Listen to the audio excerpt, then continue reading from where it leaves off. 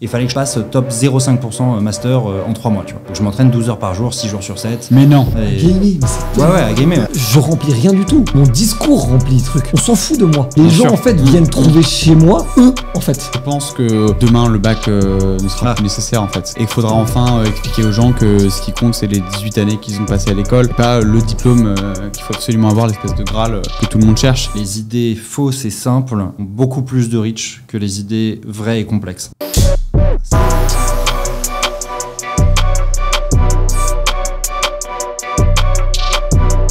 Salut les amis, on vous retrouve dans Contre-Courant. On a aujourd'hui la chance d'accueillir Jokariz. Enchanté. Marc, on dit Jokariz ou Marc aujourd'hui, tu préfères quoi? On dit Joka. Joka pour les on dit Joka, ça fait très plaisir. Donc je suis évidemment avec mon compère Jules, avec qui on adore avoir des discussions animées et passionnantes. Je pourrais te présenter en quelques mots en disant que tu es ancien banquier Goldman Sachs, que tu es un peu, on va dire, l'arrivée du sérieux et du high corporate dans la créateur économique que tu structures aujourd'hui. Mais j'aimerais peut-être que tu nous parles surtout du projet là, que tu vas lancer, là, donc la Paris Creator Week. Qu'est-ce que c'est? Donc effectivement, on monte la Paris Creator Week. En fait, dans mes associés, peut-être je commence par ça, j'ai un des 6 associés qui a monté le plus gros événement de crypto en Europe, tu vois. Et la Paris Blockchain Week. Okay. Là, ils sont à leur 5e édition, je crois. C'est 10 000 personnes au Palais Brongniart. Enfin, le truc est devenu ultra big. Et en fait, lui, il nous a expliqué tout simplement au début. Lui, il avait une boîte de market making dans les cryptos, c'est-à-dire il fait des facilitations.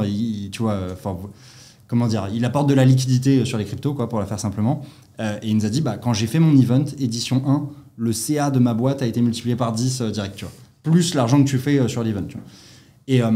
Et moi, j'étais dans une problématique où, en gros, dans mon média, c'est-à-dire métier de rêve, où en gros, j'interviewe des gens, tu vois, et c'est devenu rapidement le plus gros podcast carrière en France, je me suis rendu compte que mes sponsors, c'était donc de la promotion marque employeur, donc je sais pas, un cabinet de conseil qui veut recruter, Bain veut recruter des top profils de Polytechnique, HEC ou quoi. Et donc, du coup, rapidement, je me suis rendu compte que si j'avais des sponsors à chaque épisode, ça twistait un peu l'authenticité, la liberté éditoriale. Et donc je me suis dit, on va construire un business média-led compagnie, c'est-à-dire je perds de l'argent sur mon média, mais ça me génère de l'influence et je génère des business autour. Et donc voilà, on s'est dit qu'on allait notamment s'occuper de créer cette boîte-là. Donc la Paris Creator Week, en 2 mots, ça va être le rendez-vous pendant une semaine de tous les acteurs de la créateur économie en France. C'est trop stylé. Hein. Il y a besoin d'ailleurs, parce qu'en vrai, on se rend compte qu'aujourd'hui, c'est des sphères tellement différentes, parce que tu sais, dans le mot un peu influenceur, créateur de contenu, on met un peu tout et n'importe quoi. Ouais. Et qu'aujourd'hui, l'image que s'en font les gens qui ne connaissent pas du tout cette industrie, c'est globalement Dubaï, vendeur de shampoing, comme on disait tout à l'heure. Alors qu'en fait, aujourd'hui, c'est un écosystème ultra développé où tu as de tout, quoi. Tu as du Squeezie qui est un peu le boss du jeu, mais tu as après derrière même des petits créateurs sur des niches et tout. Et c'est hyper nécessaire, franchement, bête de projet. Ouais, c'est cool. Pour aller parler en plus à des corpos, nous on le fait aussi dans ce qu'on fait, c'est pas mal de digitaliser son métier. Ça montre aussi, tu vois, l'impact concret que ça, que tu bouges des gens en réel, que les gens, ils n'arrivent pas à avoir cerner ce tempérament assez tangible des communautés, de l'action, des créateurs de contenu, des youtubeurs, etc. Et donc je pense que de faire un événement physique, ça va vraiment les aider dans leur démarche mentale, tu vois. Ouais, complètement. C'est vrai que ça manquait d'événements vraiment IRL. Et donc, en 2 mots, ça s'adresse aux créateurs de contenu qui seront à peu près un tiers des personnes présentes. Je n'ai pas précisé, mais donc c'est à Station F en décembre. Il y aura 2000 personnes en tout. Et donc, tu as à peu près 700 créateurs de contenu, 700 pros du secteur. Ça va des agences, des boîtes de prod, des plateformes, des logiciels SaaS et tout dans l'écosystème, monteurs, graphistes et tout ça. Tous ceux qui ont un peu une solution à vendre autour de la créateur économie. Et ensuite, bien sûr, le dernier tiers, c'est les clients de cet écosystème, donc les annonceurs, les directeurs marketing, soit ceux qui bossent déjà via des créateurs de contenu et qui s'intéressent à ça, soit ceux qui bossent sur les espaces publicitaires traditionnels et se disent putain, si je veux toucher les moins de 35 ans, faut que je m'intéresse à la créateur économie, faut que je comprenne le taux d'engagement qui est très supérieur par rapport aux médias traditionnels et tout ça. Donc voilà un peu les... Tellement d'accord. C'est cher à louer Station F ou... Ouais, là on est sur un budget de plusieurs centaines de milliers d'euros là pour notre event. Après tu vois, il y a une soirée entre les deux, il y a un dîner VIP. Enfin voilà, on essaie vraiment de faire le truc en gros. C'est 2 jours, donc le 10-11 décembre, et c'est de la semaine du 9 au 13, parce qu'il y a des événements satellites qui sont autour de ça, tu vois, qui vont profiter du fait que tout l'écosystème francophone de la créateur économie est réuni à Paris pour faire des événements satellites et bénéficier un peu de l'aura de l'event, tu vois, parce que là, on vient de lancer l'annonce la semaine prochaine, mais bien sûr, tu vois, on est en train de mettre en place un plan média avec une vingtaine de médias, tu vois, des relais médias, des newsletters dans des médias spécialisés. les speakers qui relaient sur leur réseau et ça. Donc voilà, tu bénéficies en fait de la com de l'event pendant 6 mois. J'aurais trouvé intéressant qu'ils fassent un gros discount ou même qu'ils te fassent pas payer, sachant que tu vas faire venir des gens qui sont intéressés par le modèle de Station F aussi. Station F. Ouais. Station F, on négocie avec eux effectivement pour qu'ils co-brandent de l'event et pour aller avoir un prix un peu. Parce qu'il n'y a pas beaucoup d'events, j'ai réfléchi pendant que tu le pitchais, mais il n'y a pas beaucoup d'events à Station F. Ouais, mais quand tu penses incubateur en France, tu penses Station F. Donc je pense. Oui, bien sûr. Mais de montrer que. Non, mais je comprends, mais eux ils sont quand même en position. Très de montrer que c'est un lieu aussi où tu reçois, où il se passe plein de choses au-delà de. Parce que ça fait très start-up, Station F, ça fait très pépinière et quelque chose qui est quand même pas très tangible pour les gens. Il n'y a pas beaucoup de créateurs économie à Station F. Il n'y a pas beaucoup de créateurs économie nulle part en France, tu vois, alors que c'est. C'est vrai. Quand même alors que ça touche tout le monde et qu'on a tous. Webedia, un peu, même s'ils sont un peu moins bien en ce moment, Webedia quand même. Ça a été mais un même peu Webedia, c'est très divertissement. Tu vois, c'est qu'un type de créateur. Tu vois, t'as pas du tout les créateurs B2B chez Webedia. Tu vois, nous, c'était un peu l'enjeu, c'est de faire un truc qui représente tout l'écosystème. Donc, les tout premiers qui étaient dans le jeu vidéo, tu vois, quasiment la plupart au début c'était que des jeux vidéo, les plateformes. Ensuite le divertissement, tu vois, et je pense qu'il y a des créateurs jeux vidéo qui ont migré dans le divertissement, type un Domingo ou quoi, tu vois, ou même un Squeezie. Et maintenant la dernière vague de créateurs, c'est les créateurs B2B, voire les créateurs de créateurs, tu vois, comme c'est ce que qui moi ton je suis. Personnage sur un créateur B2B par exemple? Les Théo Lyon, Caroline Mignot, moi ce que je fais, tu vois, c'est un peu... Ouais, c'est ça, c'est des créateurs vraiment B2B, tu vois, et ça existe que depuis les 4-5 dernières années, quoi, je dirais, quoi, tu vois. Ouais, donc on veut un peu que ces 3 vagues de créateurs soient représentées à l'event, quoi. Alors aujourd'hui là sur le site internet donc pariscreatorweek.com, il y a que un peu mon écosystème, donc les créateurs B2B, mais voilà, on est en train de mettre en place des partenariats là pour aller taper ceux du divertissement et ceux du gaming aussi. OK, cool. Ça, c'est trop stylé. C'est trop stylé. Ouais, c'est cool, vous êtes les bienvenus en tout cas. On y sera avec grand plaisir et on vous remettra évidemment toutes les infos et le lien de ton post en description pour que les gens puissent aller regarder. Cool, merci. Partons sur le principe du coup de contre-courant. Chacun d'entre nous 3 allons défendre une idée à contre-courant de la société ou en tout cas de ce qui est généralement entendu dans les oreilles des gens et d'essayer en fait de voir comment cet avis-là, nous on se positionne dessus et ce qu'on peut en tirer. Est-ce que tu veux commencer, notre invité, Joka? Ok. Écoute, moi, j'ai pas mal hésité sur de quoi j'allais parler. Tu vois, je pense que j'ai un peu tout le temps été à contre-courant dans mon parcours. Tu vois, au début, quand j'ai commencé à parler aux écoles, j'étais assez dur avec les écoles. J'expliquais qu'on n'apprenait rien dans les écoles et donc. Et en parallèle, je faisais ce discours-là, il passe très très mal en France, j'ai l'impression. Ouais. De mieux en mieux. Notamment dans les écoles, moi je trouve. En fait, c'est marrant parce que donc je dis ça tout en faisant la tournée des écoles. Tu vois, je faisais le roadshow. J'étais dans une 50aine d'écoles en 6 mois à faire des conférences. C'est ça qui justifie un peu mon propos. Ouais, et en fait, je pense qu'ils m'ont accepté aussi parce qu'ils n'avaient pas le choix. Est-ce que les élèves t'applaudissaient? On parle d'élèves qui sont actuellement dans un cursus scolaire et qui resteront jusqu'au bout du cursus, mais ils vont applaudir et ils vont adorer l'intervention de Joka. J'ai fait des amphis dans certaines écoles où la sécu a dû intervenir tellement il y a de monde dans la salle. Et les gars de l'admin sont venus me voir et ils m'ont dit mais comment t'as fait? Il y a 2 jours, on avait Ségolène Royal, il y avait Son Père dans l'amphi et Total. Et je leur ai dit, et c'est d'ailleurs le sujet avec lequel j'arrive. Face à Sarko. Non, mais c'est pas ça. Je leur ai dit, ils m'ont dit comment tu fais? Et je leur ai dit, en fait, je dis juste la vérité aux étudiants, quoi. Je leur dis juste qu'est-ce qui les attend sur le monde du travail et tout, quoi. Et donc il y a des écoles qui m'ont blacklisté au début, mais ils se sont pris une telle pression effectivement d'en bas parce que les étudiants disaient on comprend pas, il est allé dans toutes les écoles et pas dans la nôtre, pourquoi et tout ça. Et moi j'ai pas la même aura que toi dans les écoles, mais j'en ai fait quelques-unes aussi et je porte un discours assez transgressif sur le monde de l'éduc sup surtout.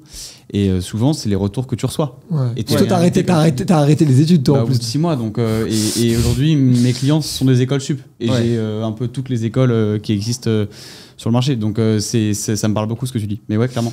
Mais donc, enfin bref, et donc du coup, j'ai d'abord été disruptif avec les écoles, je me suis pas fait que des copains. Ensuite, j'ai été très disruptif avec les banques, à expliquer. En gros, les 2 thématiques que j'expliquais, c'est que en fait, les métiers hyper prestigieux de trader, tout ça, en fait, c'est pas des métiers hyper intellectuels, c'est des métiers, notamment le vendeur en salle de marché, tu vois, c'est un métier très scolaire, en fait, où on te demande juste de faire ton taf pendant longtemps, donc tu bosses hard de 8h à 21h et de faire aucune erreur. Mais il n'y a pas de challenge intellectuel, tu ne réfléchis pas. À aucun moment on te demande de réfléchir.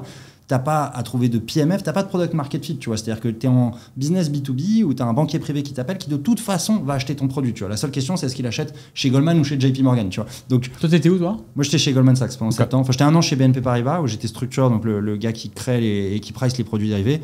Et après j'étais chez Goldman, j'étais sales, mais ça incluait plein de tâches parce qu'il n'y avait pas vraiment de structuration et tout ça, en tout cas au début, tu vois. Mais bon bref, tout ça pour te dire que je me suis pas fait que des copains en banque non plus, après en expliquant ça.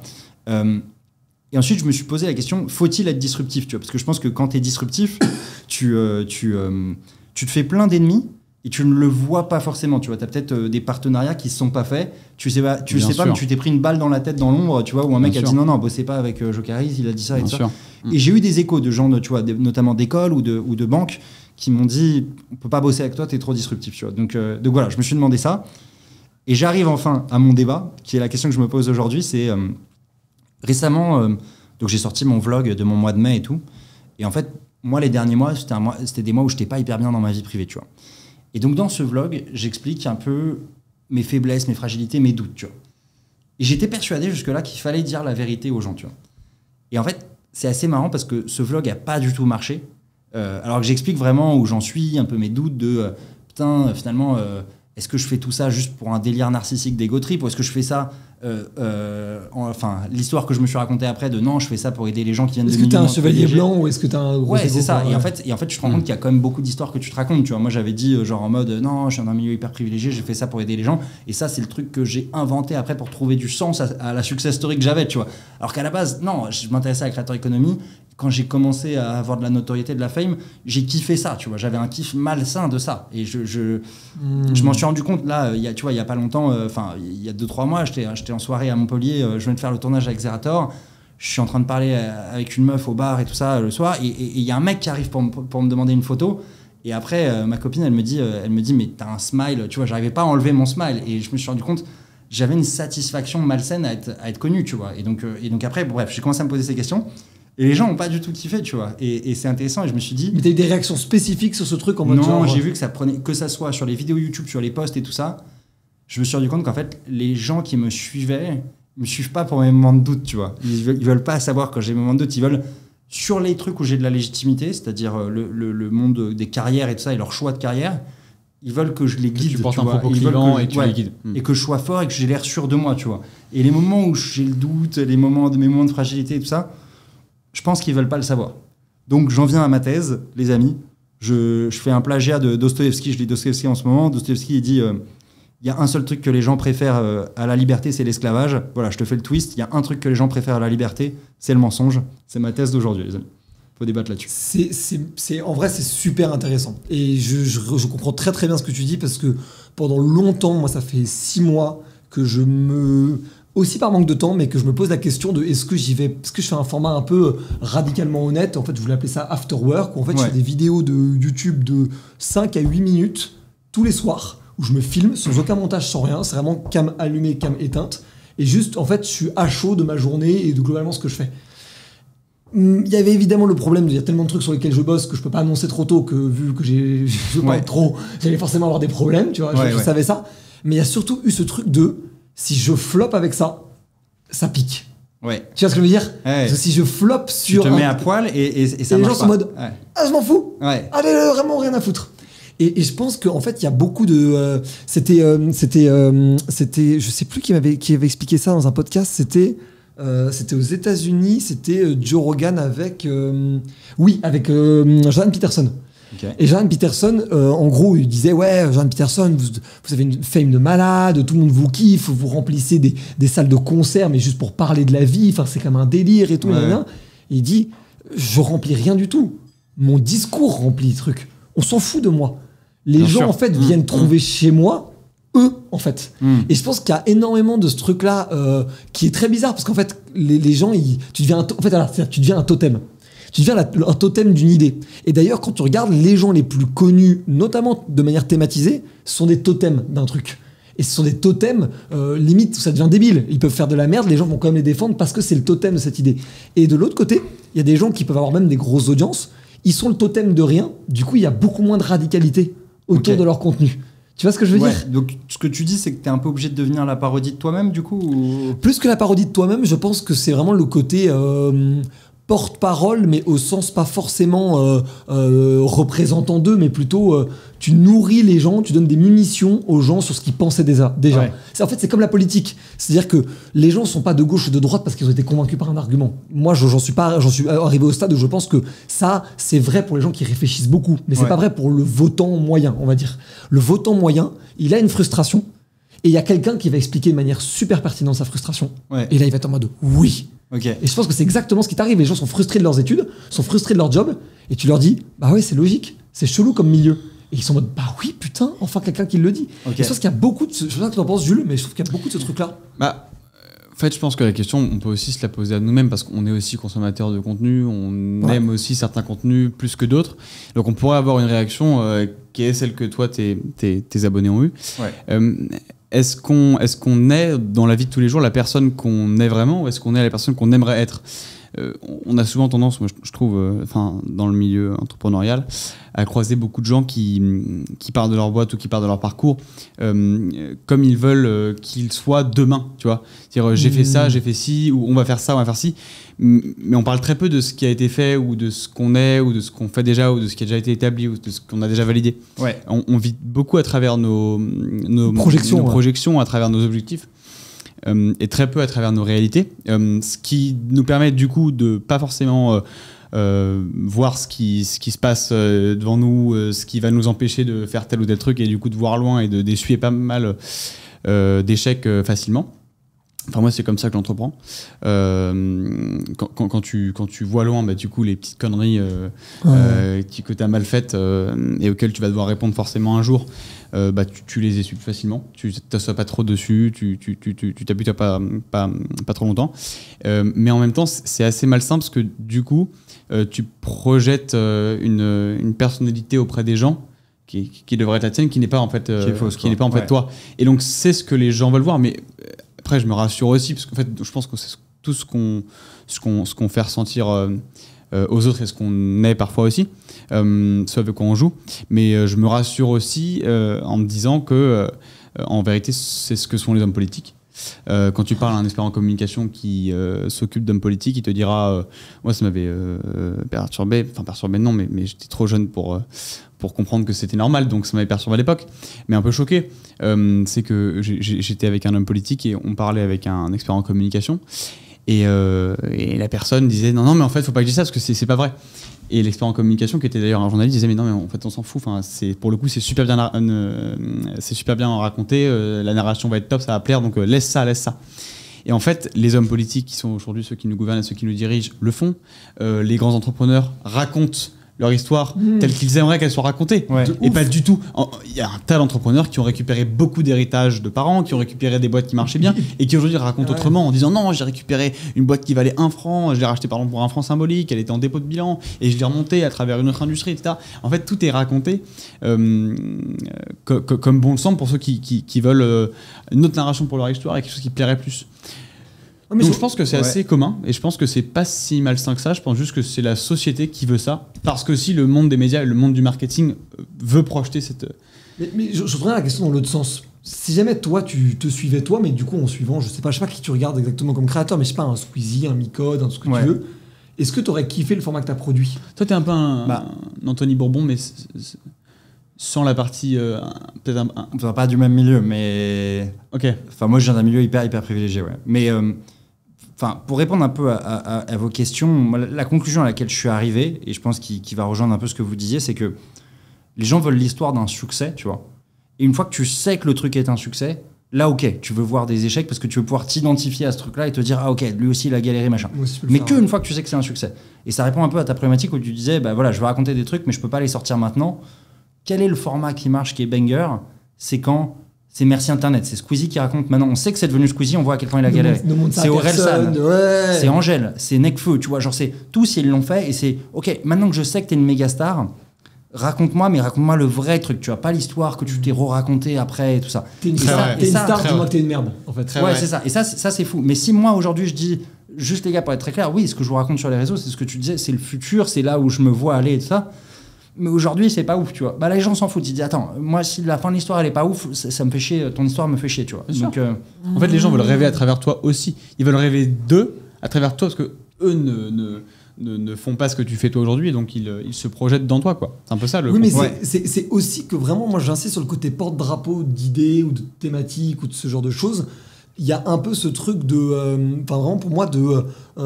pas reste à ta place, c'est peut-être pas le bon terme, mais un peu de reste dans ta case, tu vois. En vrai, c'est comme un peu, je pense, le bad buzz que s'est pris...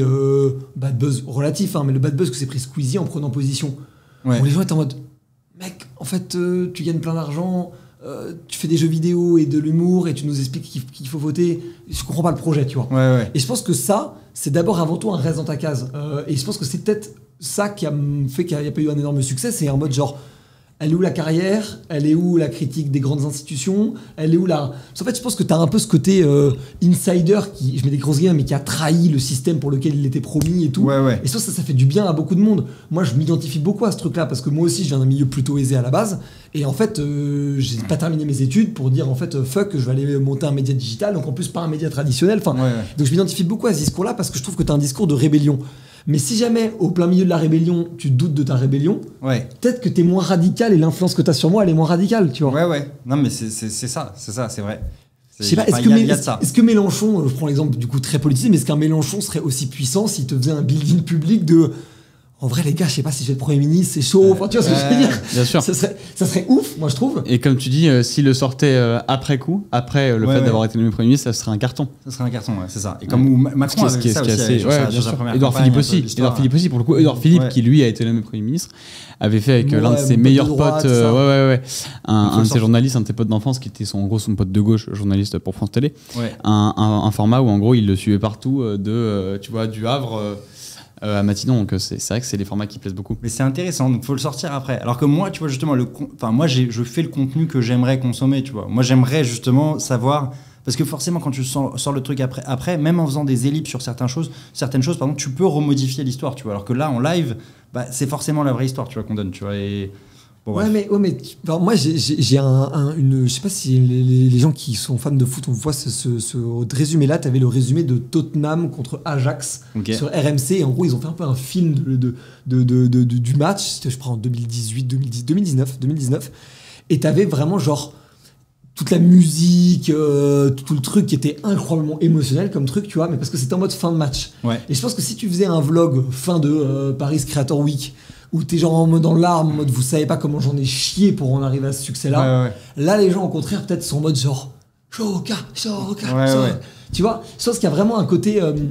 je pense que le building public a le fait de construire sa boîte en public a cette exigence du tu ne peux pas montrer tes états mentaux, parce qu'en fait ça coupe complètement la narration peut-être de l'histoire, tu vois. Ou sinon, il faudrait peut-être même mettre des formats de mini-séries, tu vois, comme si tu faisais un peu un How I Met Your Mother, mais version comment j'ai construit ma boîte, tu vois. Ouais. Non, mais je suis d'accord. En fait, on en arrive aux mêmes conclusions, tu vois. J'ai beaucoup réfléchi à ça ces derniers temps, et je pense que ça doit sortir après. Et en fait, là, dans le présent, j'ai compris que je devais pas montrer mes faiblesses, je devais pas montrer la vérité sur comment j'étais, mes moments de doute et tout ça. Ça te frustre? Et je devais... c'est pas que ça me frustre, c'est que ça me surprend par rapport à la conception que j'avais, tu vois, par rapport à la conception que j'avais de ce que doit être un créateur de contenu full authentique et tout ça. C'est-à-dire que tu dois être authentique, mais pas sur tout, tu vois. Je te dis pas que tu dois mytho, tu vois, mais c'est juste que si ça va pas bien, il faut rien dire, tu vois. En fait, c'est ça, quoi. Et quand ça va bien, il faut le dire. Après, je me lance dans un débat qui est un autre débat, mais est-ce que ça ne marche pas mieux chez les créateurs de contenu féminines, le fait de justement tu vois, donner beaucoup de transparence sur sa vie? Typiquement, moi je me pose la question parce les créatrices féminines ou les communautés féminines? Les créatrices féminines ou les communautés féminines? Les créatrices de contenu féminines qui ont des communautés féminines. Okay. Oui, c'est vrai, je pense que c'est peut-être une question de communauté. Oui, c'est une question de communauté. Mais bref, en gros, les créatrices qui ont des communautés féminines. Parce que tu vois, si on prend des exemples qu'on a déjà vu passer, tu vois, on prend l'exemple de Léna Mafouf qui a toujours parlé de ses problèmes parfois de gain de poids, de comment elle se battait sur ça, de comment elle se battait contre le body shaming, tu vois, des exemples très, très tacites qu'on a tous vu passer dans la creator economy. À ces moments-là, elle est relayée par plein de médias, il y a une espèce de force commune qui se crée autour d'elle, et donc ça profite à sa communauté. Et sa communauté apprécie cette transparence. Et je trouve que, tu vois... mais c'est un sujet qui va au-delà juste de la creator economy, c'est un sujet qui touche n'importe quel humain. Dans une société, lorsqu'une femme parle de ses problèmes mentaux, de ses problèmes de dépression, de ses problèmes un homme n'est pas forcément aussi libre d'en parler, il se sent pas forcément aussi accueilli lorsqu'il aborde ces sujets-là. Et ça me rappelle le speech qu'avait fait un boxeur à la suite d'un combat de MMA, je sais pas si vous aviez vu, mais il avait dit à la suite de son combat qu'en gros l'un de ses meilleurs potes n'avait pas pu venir au combat parce qu'il s'était suicidé, et il avait dit je sais pas où vous êtes maintenant, mais sachez que si vous avez des problèmes, parlez-en. Le fait d'être un homme, ça ne doit pas impliquer le fait d'être silencieux sur ses problèmes personnels. C'est parce qu'on a toujours vendu cette vision hyper sensible du féminin, hyper empathique, qui partage tous ces sujets-là. Et l'homme a toujours été un peu le garant d'une stabilité émotionnelle, d'une stabilité, que ce soit dans la famille ou ailleurs. Hein. Mais moi, je sais pas vous, mais je pense que nos parents, pères, nous ont beaucoup moins parlé de leur sujet psycho ou émotionnel que de nos parents mères. Et c'est un sujet qui avait justement beaucoup fait parler, parce qu'à la suite de ça, il y avait eu un chanteur qui avait parlé de ça aussi au Grammy Awards. Bref, c'était un sujet qui était revenu. Et donc, je me demande si c'est pas aussi un souci de genre. C'est en fait un masculin, ça doit incarner quelque chose de très fort. Il y a peut-être un peu ça, mais la beauté masculine ou... Ouais, complètement. Mais la beauté d'Internet, normalement, c'est que voilà, t'es seul chez toi avec ta vidéo YouTube et personne voit trop, tu vois. Donc, sur Internet, normalement...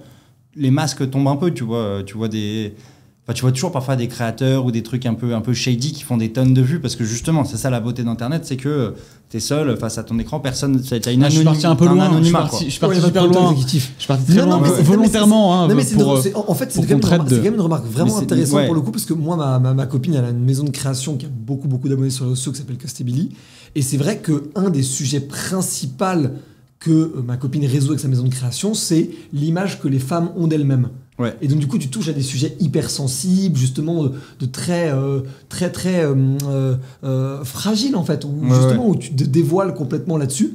Et je pense qu'effectivement, sur une communauté de mecs, si tu faisais ça transposer une communauté de mecs, ça serait plutôt une version motivationnelle, inspirationnelle en fait.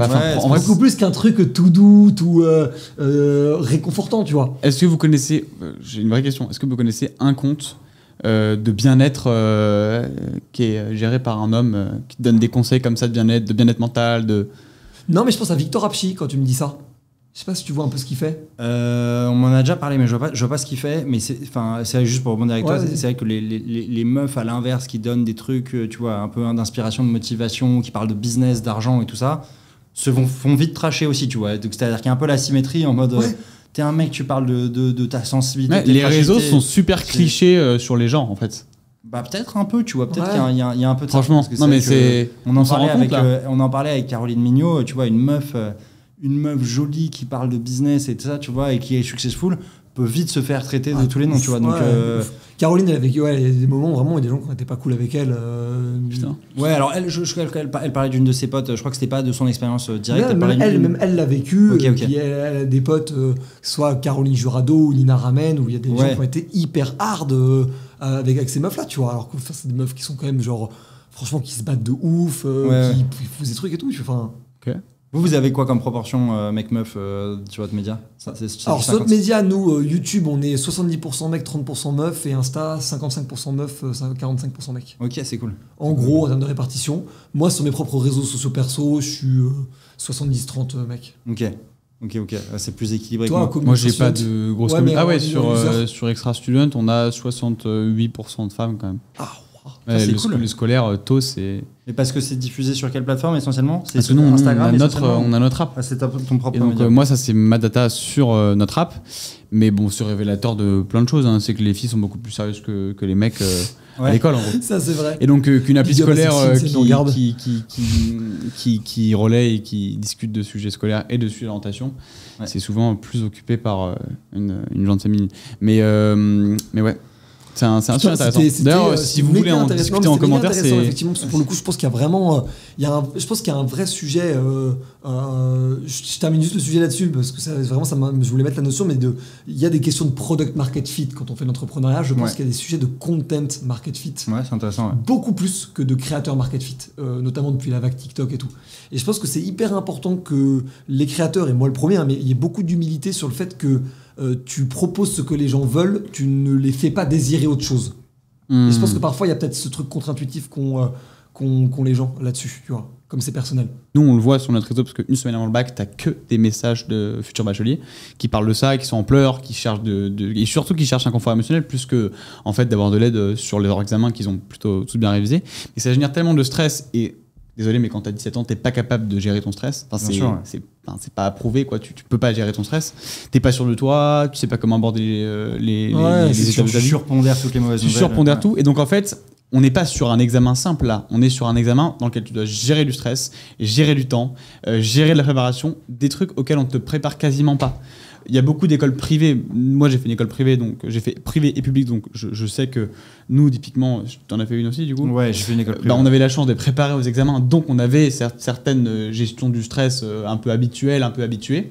Mais dans la plupart des écoles, ça n'est pas le cas. Donc les élèves, ils arrivent et le bac, c'est le seul moment où il faut gérer le stress, gérer un temps, essayer d'harmoniser. Ouais, donc tu passes de jouer au foot avec tes potes à faire une finale de Coupe du Monde dans la tête, quoi. C'est ça.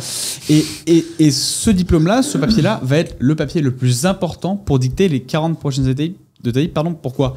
Parce que les 5 prochaines années de ta vie, qui vont, elles, rythmer les 40 prochaines, vont être conditionnés à cette note-là, à ce résultat-là. Parcoursup et tout, tout n'est pas joué avant le bac, là ? C'est plus comme ça que ça se passe ?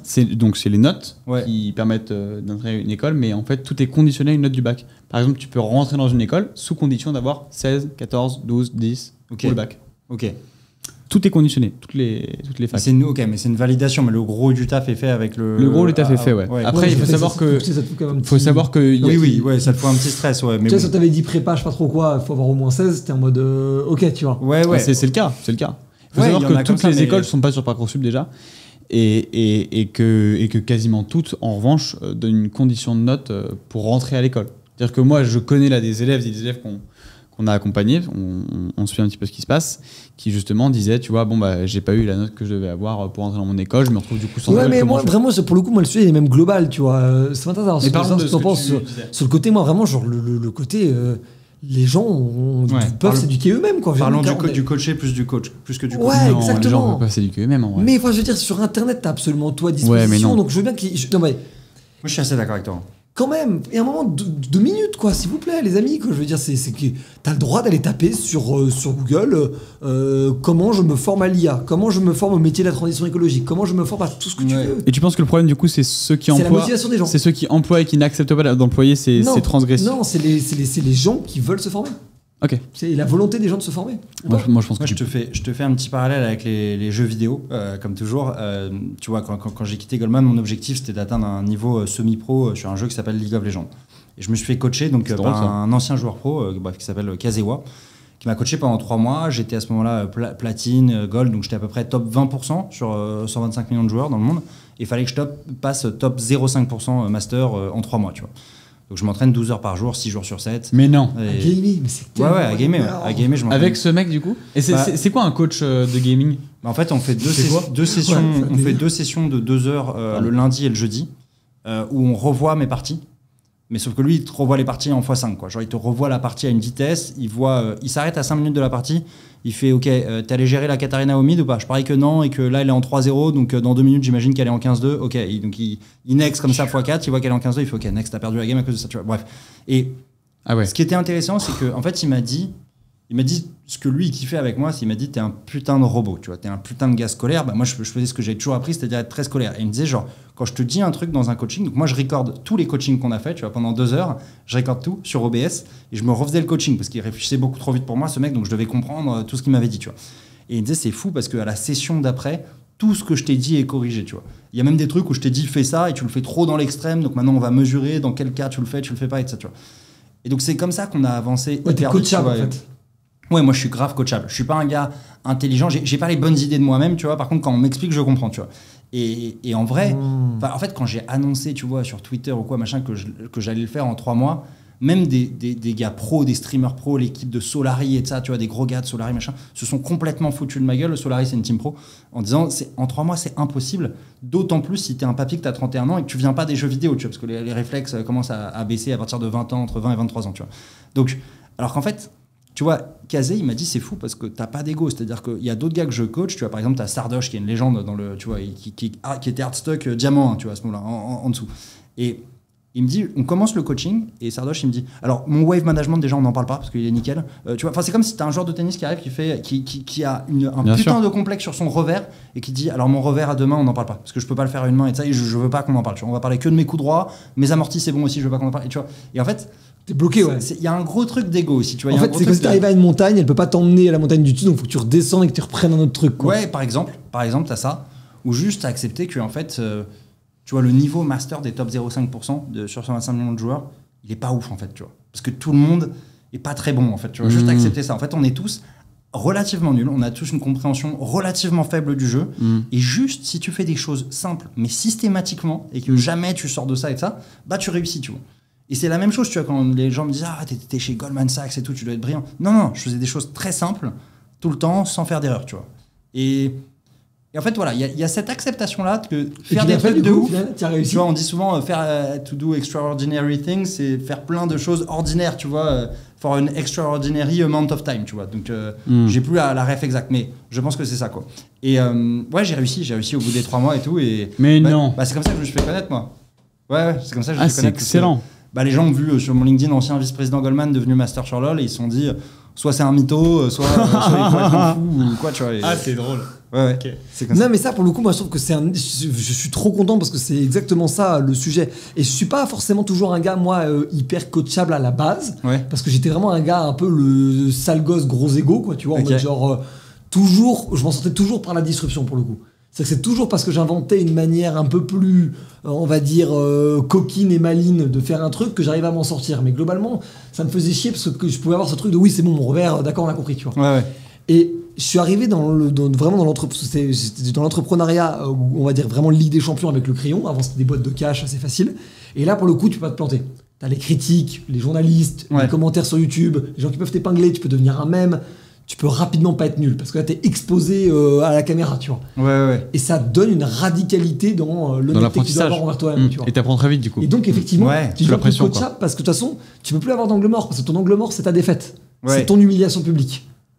Ok. Et donc je pense qu'il peut y avoir en fait, et je parle d'incitation, mais typiquement, même que ça mette à 200 followers sur Instagram, même si t'as 1000 followers sur Instagram, faire des stories en disant je vais courir un marathon et le suivre, fait que tu t'engages en public, fait que tu vas suivre ton marathon. Mais en fait, je pense qu'il devrait avoir, je sais pas, je réfléchis comme ça, mais dans les systèmes éducatifs, tu vois, un truc de les gens disent au tout début d'une formation ou d'un parcours éducatif, moi je vais faire ça, et ils l'annoncent auprès de tout le monde.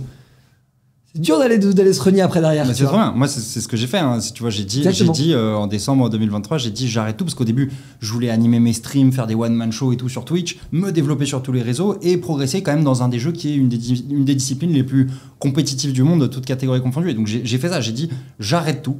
Je m'entraîne 12 heures par jour, 6 jours sur 7, pour le plus grand plaisir de ma copine de l'époque, tu vois. Qui t'a quitté, du coup ? Et avec qui je suis plus aujourd'hui, pas à cause de ça, mais enfin, j'espère. Mais voilà, ouais. Et donc, et effectivement, moi, le fait de me mettre dos au mur en mode j'ai pas le choix, je reprendrai le 1er avril 2023 et là, je serai, tu vois, là, je serai master sur LoL.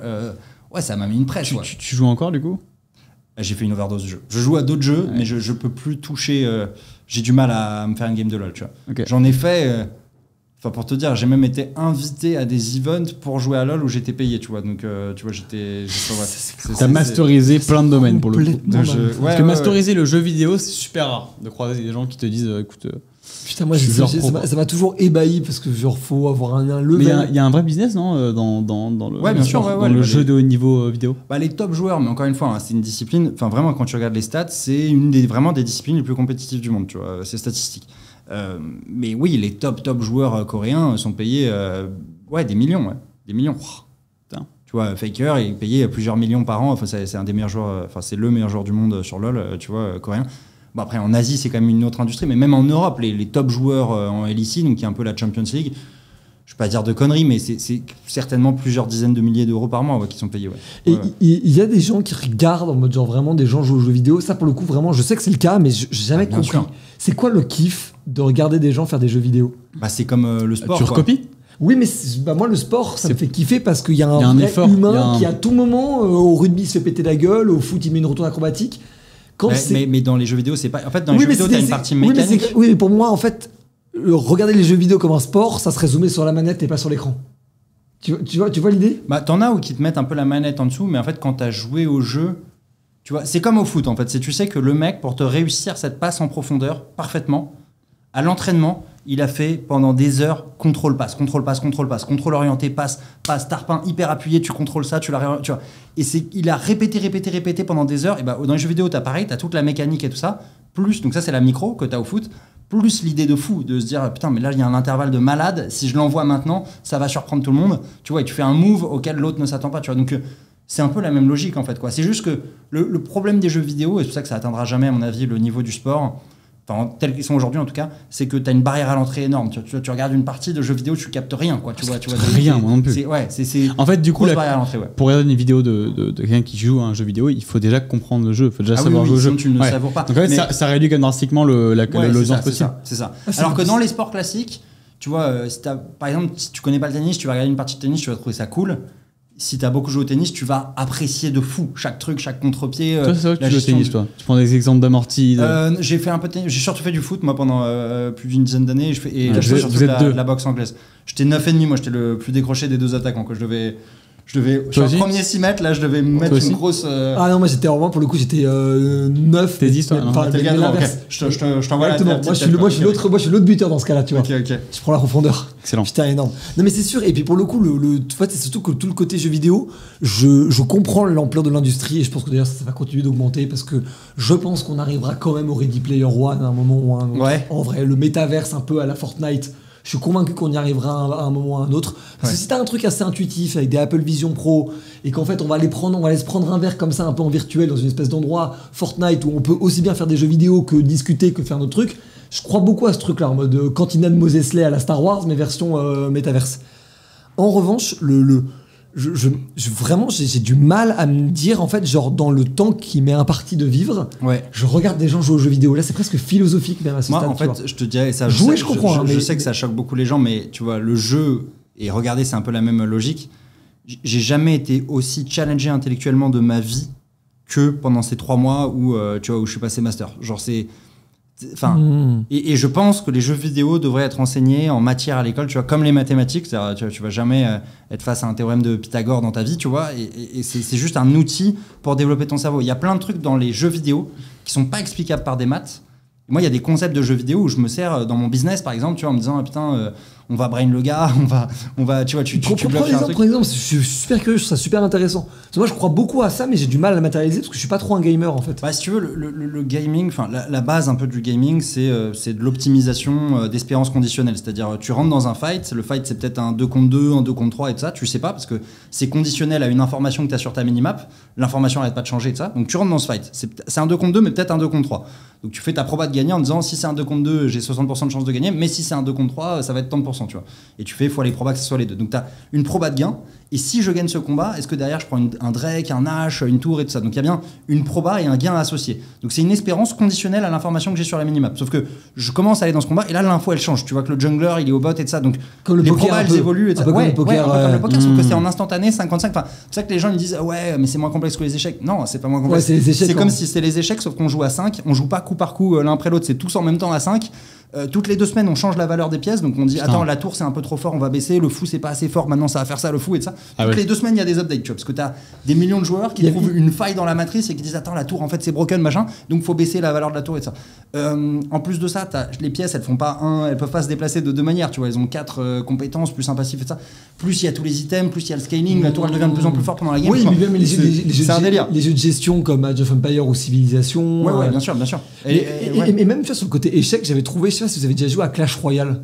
Ça vous parle ou pas? J'ai jamais joué à Clash Royale. T'as une tour principale et 2 tours sur les côtés, pareil pour l'adversaire, et t'as une ligne de démarcation qui fait ton camp. Tu ne peux pas mettre d'unité dans le camp de l'autre, mais tu peux les mettre n'importe où toi dans ton camp et elles vont avancer chacun à un rythme avec une force, une puissance, un coup et tout ce que tu veux.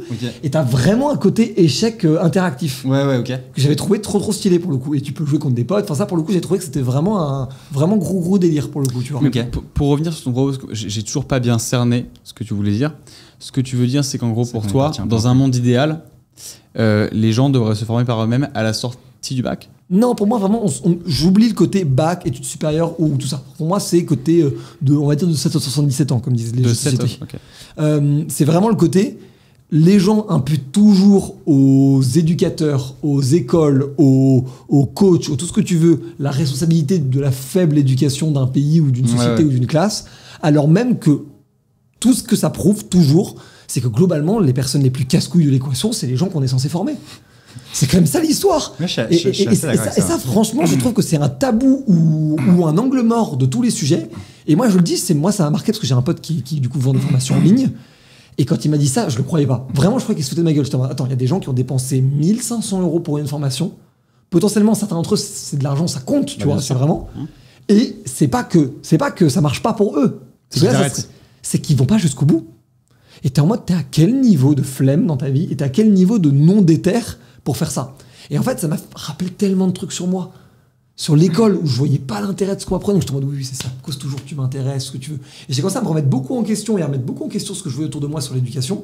Je le vois même là, quand on forme. Parce que ça n'était pas ta décision. Alors que ce qui te choque, c'est que eux, c'est leur décision. Oui, mais moi, je le vois même dans la team du crayon. Il y a des gens dans leur discipline, ils ont hyper envie d'apprendre. Tu vois, ils sont dans la boîte, ok, ils veulent faire bien leur taf, ok, ils veulent en apprendre plus. Et à l'inverse, d'autres pas. Et ça, pour le coup, tu vois, genre, je vois bien qu'il y a vraiment un sujet de celui qui est éduqué et pas seulement de celui qui éduque. Je suis d'accord que celui qui éduque, on est là pour optimiser le fait qu'il touche un plus grand nombre de personnes, que ça marche même si les gens n'ont pas de volonté, tout ce que tu veux, c'est ça tous les sujets de pédagogie. Mais à la fin de l'histoire, j'aimerais que parfois on mette un peu de responsabilité sur celui qui est censé apprendre. Tu dépenses 15 balles pour une école de commerce, t'apprends rien. Est-ce que c'est de la faute de l'école ou est-ce que c'est de ta faute? Et c'est celui qui apprend qui va faire 99% du taf. Faut pas se leurrer, tu vois. Moi juste pour rebondir là-dessus en 2 minutes et après je te laisse prendre la parole. Quand j'étais à l'ESCP en école, j'étais hyper frustré par ça. C'est-à-dire que t'es en école, tout le monde te dit, ok, là maintenant vous êtes les meilleurs, vous auriez les meilleurs tafs. Ils le disent vraiment d'ailleurs? Bien sûr. À cette époque-là, en tout cas, on te le disait, tu vois. Et tu te fais saucer de fou. Et en fait, tu crois que t'es une resta et t'apprends rien. Et c'est pour ça qu'on a tous eu cette expérience t'as un stagiaire qui vient d'une top école de commerce et qui est éclaté au sol. Et tu te dis, mec, mais t'es éclaté. Et il ne change pas. Il fait ça. Comme moi éclaté, tu vois. Et quoi? Ça dépend pourquoi tu le recrutes. En tout cas, tu sors d'école dans le système français où t'as quand même peu d'apprentissage, de stage et de ça. Sur les premiers stages, les gars étaient nuls. Et moi le premier, tu vois. Et là, récemment, je faisais une collab avec Major Prépa, on en parlait pour faire la promotion de Grenoble, tu vois, Grenoble École de Management. Ouais. Je parle avec les profs de finance et je leur dis, est-ce que après les 2 années, pré-master et M1, est-ce que les gens sont prêts pour décrocher un stage et de ça avec les cours que vous donnez, tu vois? Réponse du prof, non. Et j'ai adoré sa réponse. Il m'a dit non, en fait, nous, nos cours, ils servent à t'éveiller, un peu à te dire il y a ça qui existe, il y a ça et ça. Mais 90% du taf, tu dois le faire tout seul, tu vois. Et en fait, le fait qu'ils aient cette maturité et cette transparence là-dessus, tu vois, qui moi n'existait pas du tout à mon époque. Ah, mais ça, il faut le dire aux élèves. Oui, il faut le dire aux élèves, mais c'est pour ça. Là, la vidéo, c'était à destination des élèves et c'était cool. Cœur sur Gemme aussi, moi, il m'avait invité pour une conférence. Ouais, ils sont trop stylés. Franchement, un gros cœur sur eux. Mais moi, je suis d'accord. Et en fait, je pense que ça, pour le coup, c'est l'irresponsabilité de pas mal de discours qui remettent toujours la faute sur les profs, entre guillemets, et pas les élèves. Et quand je dis prof et élève, c'est pas forcément école. Hein. Pour moi, un manager et un manager, t'as le prof et l'élève. Et je pense que parfois, c'est important de remettre aussi la responsabilité sur chacun à la fin, le plus perdant au fait que tu ne sois pas éduqué, certes, c'est le collectif, mais c'est d'abord toi, en fait. Je veux dire, c'est quand même relou de pas savoir des choses dans la vie. C'est quand même un truc plutôt utile. Après, là, on parle des gens comme si c'était un cas général et comme si tout le monde fonctionnait de la même façon. Moi, ce que je crois, c'est qu'il y a vraiment des esprits qui interprètent tout ce qui se passe très différemment et qui n'exécutent pas du tout de la même façon. Toi, d'ailleurs, tu es un fervent croyant du test MBTI. C'est pas moi qui vais t'apprendre qu'il y a dans le test MBTI 16 personnalités différentes et que retourne l'argument contre moi, le salaud. On ne reçoit pas l'information de la même façon et donc on ne pourrait pas l'utiliser non plus de la même façon. Donc moi je ne dis rien. Moi je pense justement que moi je pense justement que il faut admettre qu'il y a des gens en fait qui fonctionnent vraiment très différemment et je crois fermement que toutes les sensibilités sont bonnes pour faire société. C'est-à-dire que, pour reprendre l'exemple des tests, nous, on a le même profil, on est des ENTP. Il faut des ENTP pour avoir une vision, pour être très transgressif, très disruptif, pour l'idée une équipe, pour voilà. C'est la personnalité de la disruption. Tout se passe bien. C'est littéralement la disruption ultime. Que je pense que du coup, tu seras également. Je suis INFP, moi je suis le médiateur, la petite meuf qui est rêveuse. C'est une lettre de différence avec nous. Et tu vois. Et FP aussi, vous êtes ENTP? Ouais. Moi c'est INFP. Ah, FP, ok, d'accord. Et j'ai un peu changé d'avis justement justement, par rapport à ça, je pensais franchement assez comme toi il y a quelques mois. Et j'ai pas mal changé d'avis parce que je me suis rendu compte qu'en fait, à des postes clés dans ma boîte, j'avais pas sélectionné les bonnes personnes parce que je pensais qu'il fallait des gens qui apprenaient seuls, qui avançaient seuls. En fait, pas du tout. Qu'il fallait des gens qui avaient justement été formés, étaient portés par un système, qui avaient exécuté un cycle qu'ils appréhendaient, dont ils savaient toutes les formes, dont ils connaissaient toutes les formes, et en fait, qui allaient justement pouvoir reproduire ça dans le schéma de l'entreprise. Après, je me suis intéressé du coup au modèle des écoles de commerce. Alors, il y a des écoles de commerce qui font un très bon travail, d'autres qui font un très mauvais travail, je suis d'accord avec toi, donc on peut pas parler des écoles comme ça en faisant un cas général pour le coup sur les écoles. Quand tu fais des cas généraux, c'est rarement... Mais quand tu fais les 40 bonnes écoles de commerce qui sont les 40 top écoles en France, globalement, souvent, t'es plutôt bien formé.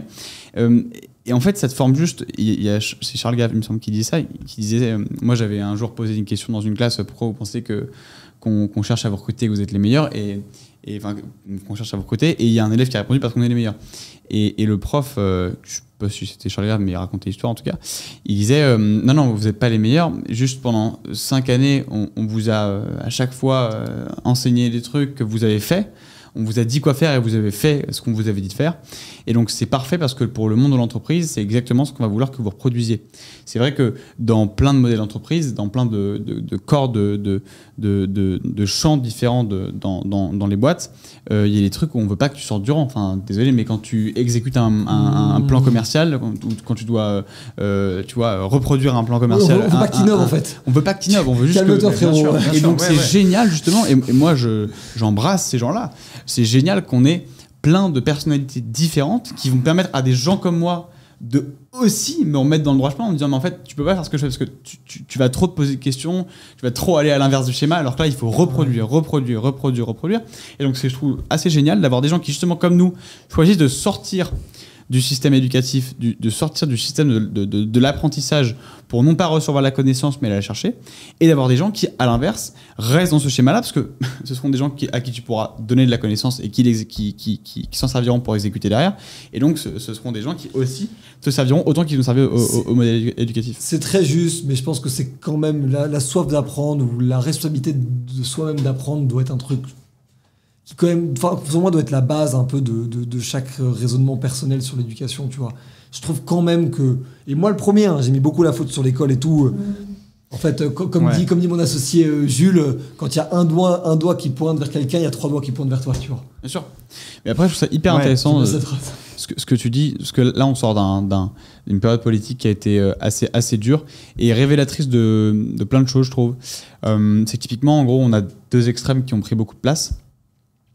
Avec beaucoup de populisme, beaucoup de on va faire ça parce qu'en fait c'est facile, répondre aux besoins des gens, c'est facile aussi, il faut juste mettre en place le blocage des prix, un SMIC à temps, l'immigration c'est terminé en fait, et on a mis des solutions ultra logiques sur des problèmes qui sont extrêmement complexes, et ça je trouve que pour le coup ça rejoint exactement ce que tu es en train de dire, c'est comme les gens ne cherchent pas à apprendre, ne cherchent pas à comprendre, ne vont plus chercher la connaissance et juste la reçoivent bêtement. On arrive à ces moments-là où en fait 40% là des Français, voire 50, 55, sont allés voter pour des extrêmes et n'ont pas cherché à savoir ce que les gens leur disaient en fait. C'est trop facile pour que ce soit vrai. Tu comprends, c'est pas normal que tout soit aussi facile dans un monde aussi complexe. Et malheureusement, moi je suis pas forcément macroniste, mais c'est là l'échec du macronisme. C'est vrai, le macronisme a quand même traite les problèmes avec une vision assez approfondie, avec une vision assez complexe, avec un problème, enfin voilà, qui est traité sous plein de formes, et ils essaient d'expliquer ça. En fait, les gens ne comprennent pas parce que c'est parfois trop complexe. Et ça, c'est aussi de la faute de cet apprentissage qui soit quand on a terminé ses études, on considère qu'on a tout appris, donc on n'apprend plus rien, soit qui ne parle plus aux gens et donc qui ne cherche plus à savoir. C'est trop difficile. On revient à ce qu'on disait sur la créateur économie. Marc, ce qu'on disait sur la créateur économie, c'est qu'aujourd'hui, l'économie de l'attention fait que les idées fausses et simples ont beaucoup plus de reach que les idées vraies et complexes, en fait, tu vois. Et c'est d'ailleurs une stratégie des gens qui propagent de l'infox, c'est tu dis une idée complexe, Et en fait, les gens vont te balancer 10 trucs faux dans la gueule, tu vois. Ou on le voit dans les débats politiques, tu balances 10 trucs faux dans la gueule. Toi, t'as pas le temps en réaction de t'attaquer à chacun des trucs faux que t'as dit. Donc, il y en a qui passent et qui ne consent. Donc, si t'as laissé passer des trucs faux, bah, c'est quelque part c'est vrai. Alors que non, pas du tout, tu vois. Donc, la loi de Brandolini. Je l'avais pas celle-là. La loi de Brandolini, c'est il faut en moyenne 5 fois plus de temps de débloquer un truc qui a été faux que ça a mis de temps à être dit.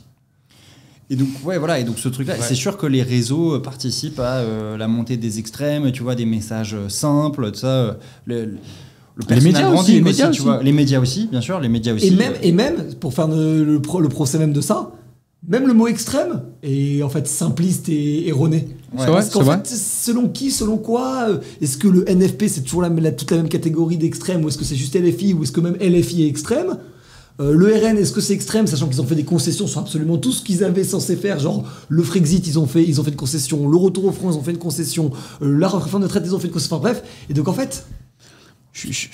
on en revient à mon premier point, parce que moi, mon analyse de ça, pour aller un peu plus loin, c'est que je pense que la technologie évolue de manière exponentielle, tu vois, de plus en plus rapide. Et je pense que, je sais pas, moi je suis de 91, je sais pas, vous êtes de quelle année, vous 97, ok, bon. Je pense que entre 90 et 2020, je 2002. Pense que le 2002, ah ok. Alors entre 2002 et 2024, typiquement, on va prendre l'exemple, le monde a beaucoup plus changé en 22 ans qu'entre 80 et 2002, tu vois. Vraiment beaucoup plus, tu vois. Et c'est dû à la technologie. Et du coup, ça crée quoi, ce truc? Ça crée une beaucoup plus grande incertitude, tu vois. Je pense qu'aujourd'hui, c'est beaucoup plus dur de se projeter. Et donc, quand c'est plus dur de se projeter, bah, t'as besoin de te rassurer avec des personnages, tu vois. Voilà, exactement. Et voilà, et de suivre des leaders, on en revient au premier point de disruption, quoi. Mais bon. C'était magnifique. Jules, tu veux nous pitcher ton idée contre quoi? Non, mais du coup, elle était dans celle que tu as présentée. Oui, c'était le fait que... Vous êtes venu avec la même? Non, j'ai ajouté le fait que pour moi, dans toute cette logique d'apprentissage, je pense que demain, le bac ne sera plus nécessaire, en fait. Et qu'il faudra enfin expliquer aux gens que ce qui compte, c'est les 18 années qu'ils ont passées à l'école et pas le diplôme qu'il faut absolument avoir, l'espèce de Graal que tout le monde cherche. Et que surtout, le rôle de l'école demain ne sera pas d'apprendre aux élèves à avoir des bonnes notes, mais ce sera d'apprendre aux élèves à comprendre leur vocation et à comprendre ce pourquoi ils sont faits, à comprendre ce dans quoi ils vont s'épanouir, à comprendre ce qui va les rendre heureux et ce qu'il y a de façon transversale sur le marché du travail pour qu'ils puissent répondre à cette demande personnelle, tu vois. Moi, ça vient plus de là, parce que récemment, j'ai été un peu choqué. Je parlais à beaucoup de lycéens. Moi, je fais le tour de plus de lycées que d'école sup, pour le coup. Ouais. Et en fait, j'ai tellement de lycéens qui viennent me parler avec un visage empli de détresse en me disant « Ouais, mais regarde, moi, j'ai partagé ton discours, je veux faire ça, mais là, il y a le bac et je suis sûr que j'aurai pas la note escomptée. Et on me dit que bon, bah, si j'ai pas cette note-là, c'est que je suis pas fait pour ce type de métier. C'est que je suis... » Et en fait, non mais les gars, c'est aucun rapport, quoi. En fait, votre bac, du coup, je le dis, mais en fait, tu t'en fous de ton bac. Essaie de travailler au mieux pour... Parce que le bac, c'est important, parce que ça montre que... Dans ma tête, c'était même pas contre-courant de dire que le bac, on s'en fout. Ça montre que tu sais... non, mais ça montre que tu sais exécuter une méthode, le bac. Donc ça montre que demain, Mais est-ce que c'est réellement important de baser 18 années d'apprentissage sur un seul examen ? Je pense que non. Et d'ailleurs, aujourd'hui, de moins en moins... Déjà, aucun employeur ne te demande si tu as le bac.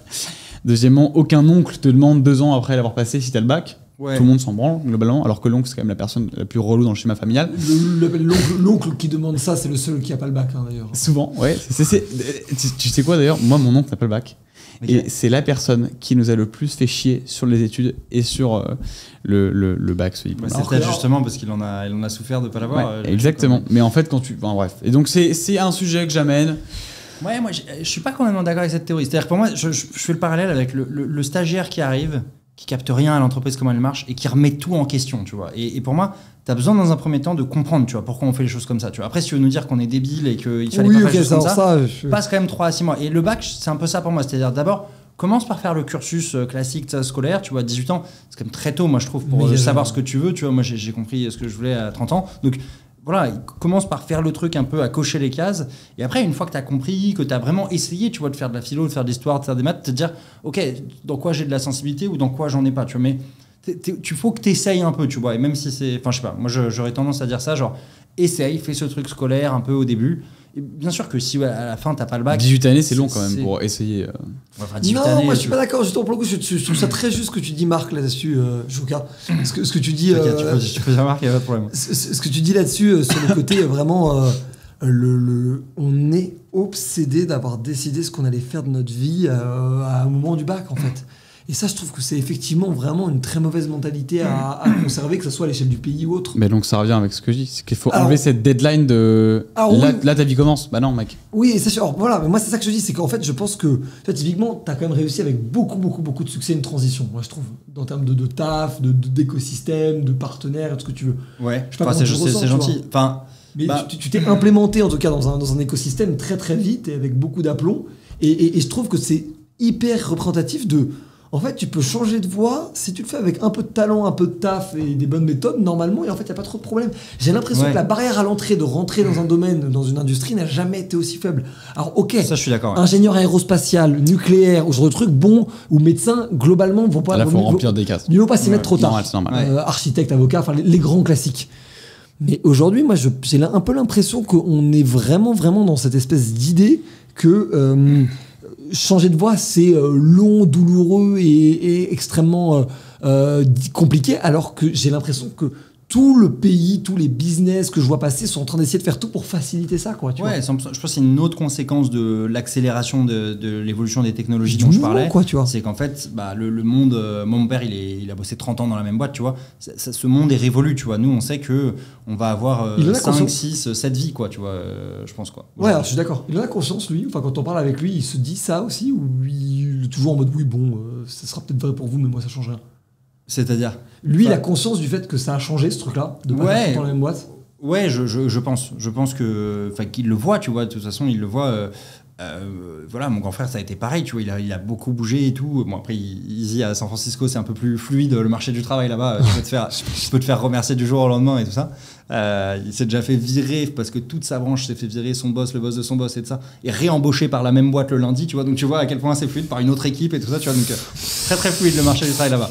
Mais tout ça pour te dire que ouais, on vit dans ce monde-là, et moi je pense aussi c'est un des critères dont j'ai bénéficié et qui a fait le succès de mon talk show Métier de rêve.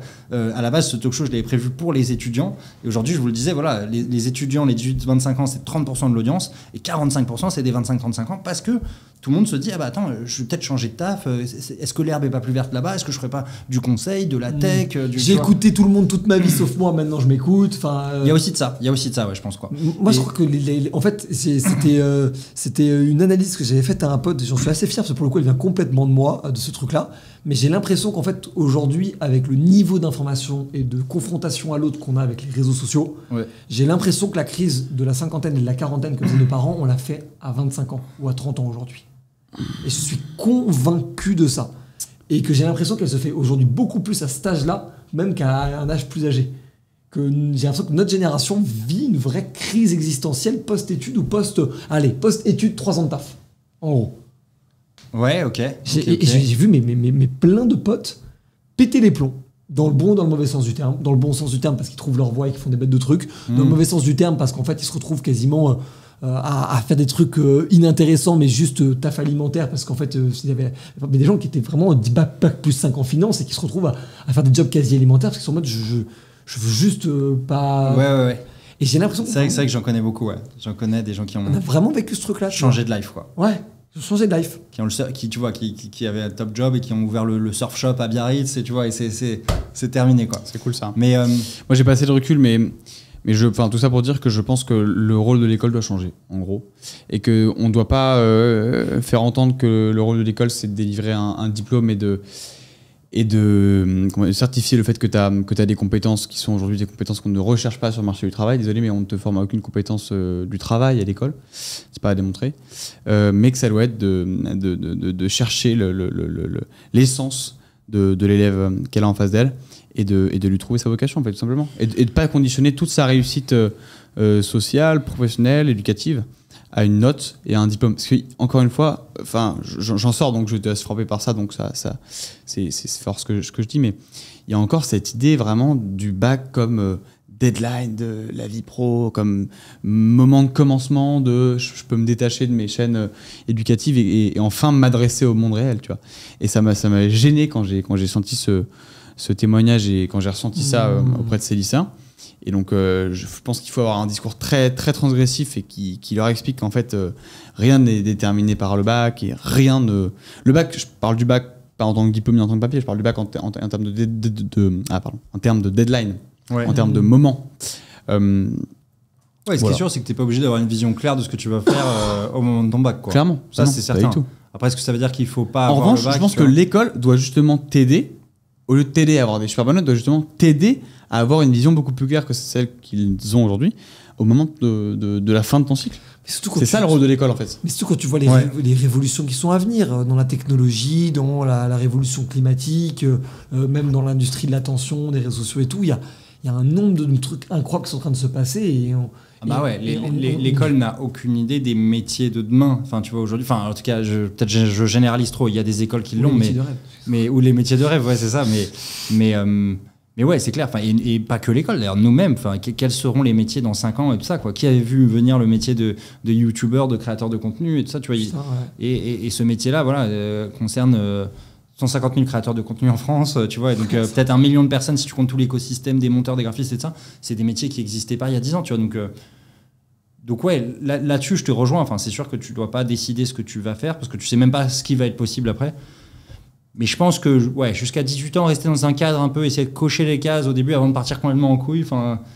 Je pense que c'est bien, que c'est utile, que ça te donne quand même un cadre, une méthode un peu, tu vois, une rigueur et tout pour la suite.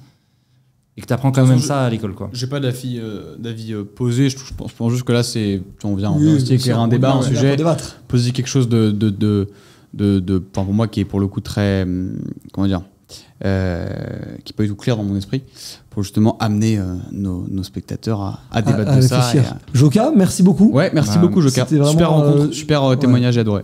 Évidemment, même si tes talk shows sont plus vus que les nôtres, ceux qui s'intéressent, c'est là de retrouver ça sur la chaîne de Jokariz. Et puis franchement, je te dis, ça fait trop plaisir parce que t'as vraiment débarqué très vite et très fort, même en termes de content market fit sur ce que tu fais.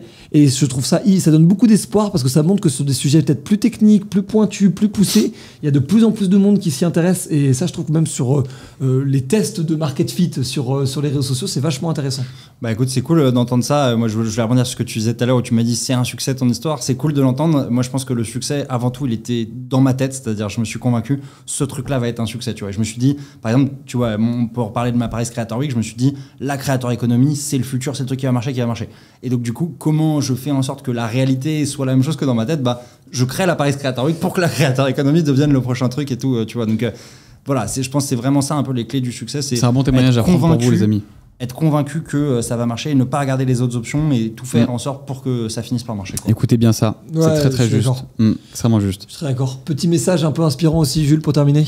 Écoute, non, moi je trouve que pour le coup, je partage complètement ce que Jokariz a dit. Pour une fois, on a un message qui n'est pas du tout cliché, qui n'amène pas vers quelque chose qu'on a entendu déjà 1000 fois.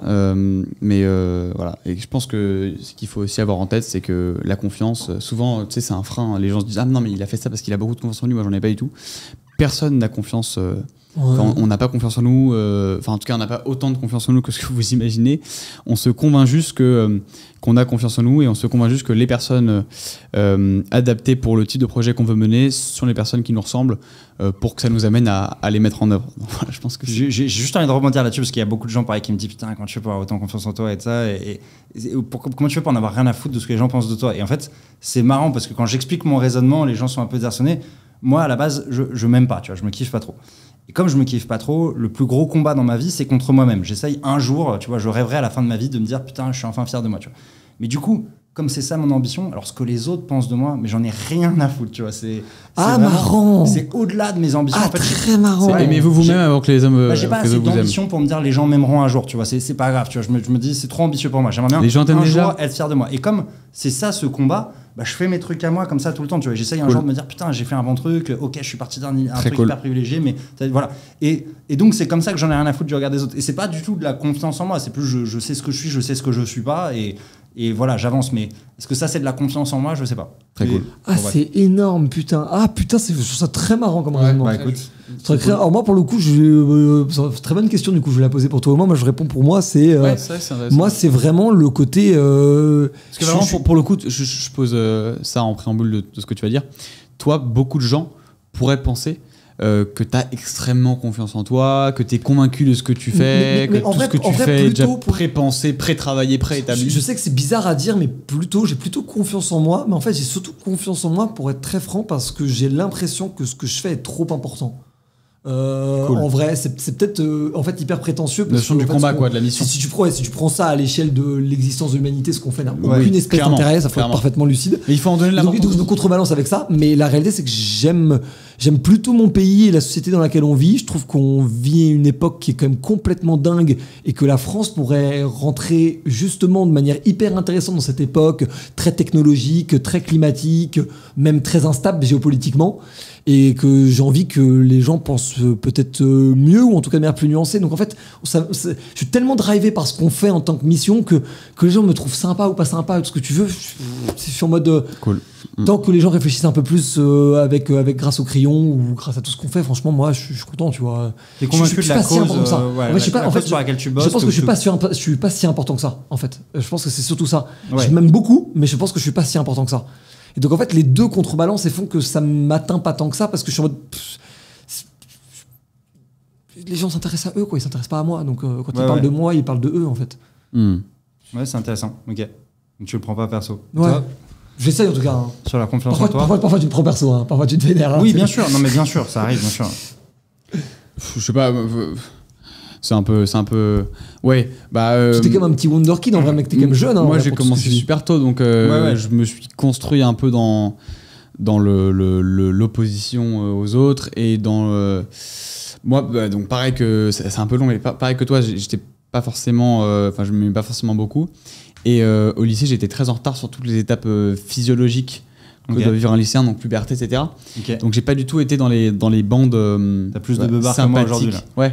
J'avoue que je me suis bien rattrapé, mais j'étais pas du tout dans les bandes de leaders du lycée. Et donc je pense que je me suis cherché justement quelque chose dans lequel j'allais pouvoir m'épanouir et qui allait pouvoir me générer ce tempérament leader et que j'allais peut-être pouvoir avoir auprès des gens. Je pense pas que je l'ai aujourd'hui, mais en tout cas c'est un peu cette haine que ça m'a généré, plein de sentiments assez, beaucoup de frustration aussi. Ouais.